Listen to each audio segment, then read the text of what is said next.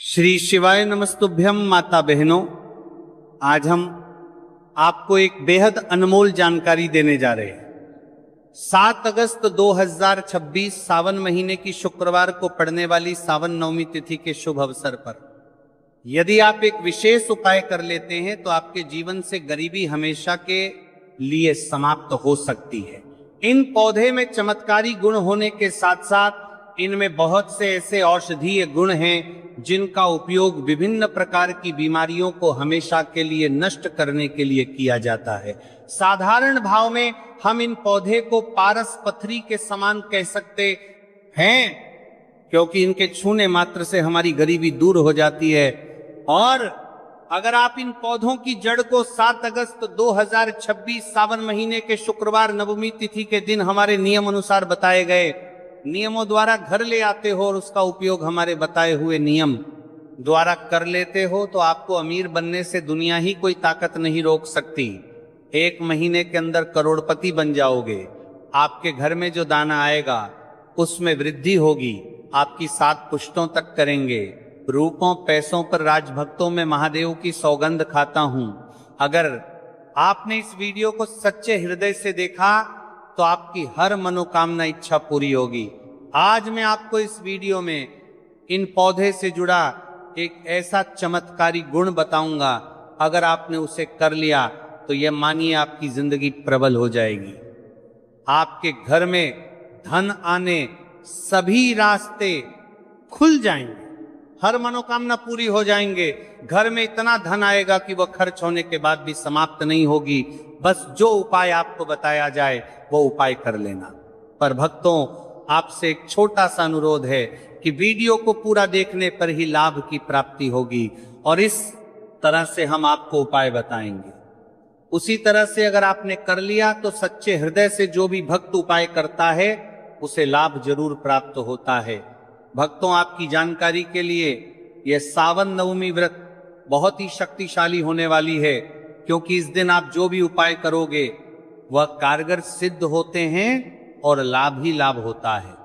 सावन नवमी व्रत के दिनों में जो भी चमत्कारी पौधा हम आपको बताएंगे, ये सभी पौधे जागृत अवस्था में होते हैं और प्रत्येक पौधे में किसी ना किसी देवी देवता विराजमान होते हैं, उनकी शक्ति होती है। भक्तों, अगर आप इस पौधे की जड़ को घर ले आते हो तो भगवान विष्णु के साथ साथ धन की देवी माता लक्ष्मी से आपको अपार धन सुख की प्राप्ति होगी। भक्तों, आज हम आपको जिस जड़ी बूटी के बारे में मैं बताने जा रहे हैं उसे अमृत बूटी भी कहते हैं। यूं कहे कि संजीवनी बूटी के समान है, इसलिए जड़ी बूटी को मामूली समझने की भूल भी मत करना। यह कोई साधारण जड़ी बूटी नहीं है। इसके उपाय इतने चमत्कारी हैं कि अगर आप इन उपायों को जान लेते हो तो आपकी आंखें फटी की फटी रह जाएंगी।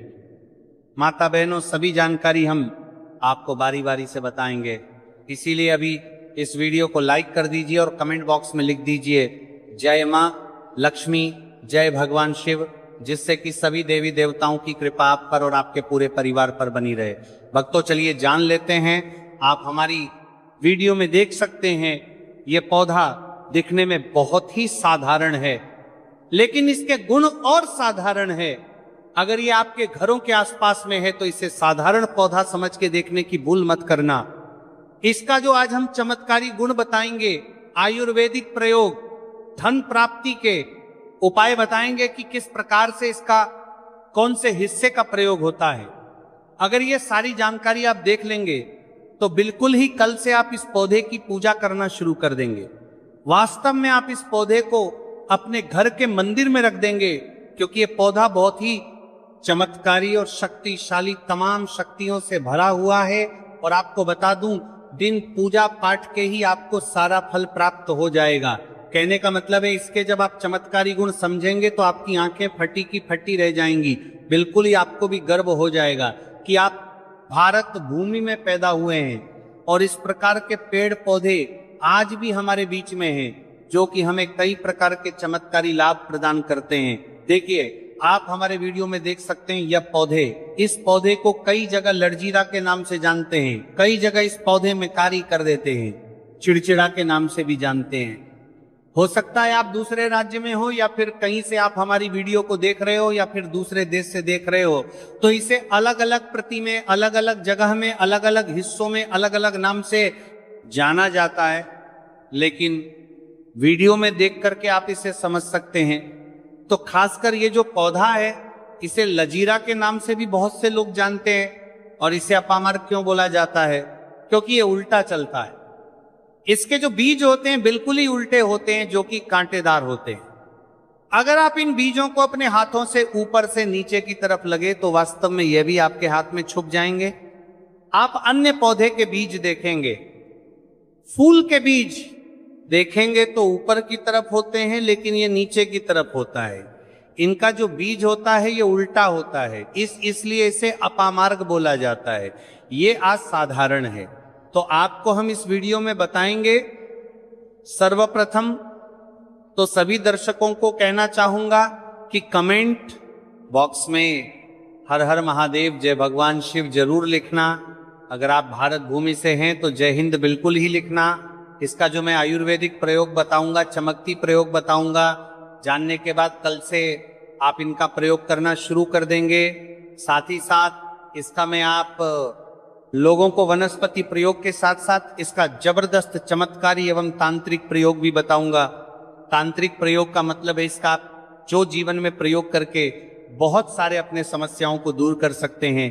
तो सर्वप्रथम इसके बारे में मुझे ज्ञान का प्राप्त हुआ जब हम वैष्णो देवी माता के दर्शन के लिए गए थे। तब हमें वहां पर एक महात्मा मिले थे जो कि अपनी साधना में बैठे हुए थे। तो हमने उनसे इस पौधे के बारे में पूछ लिया था।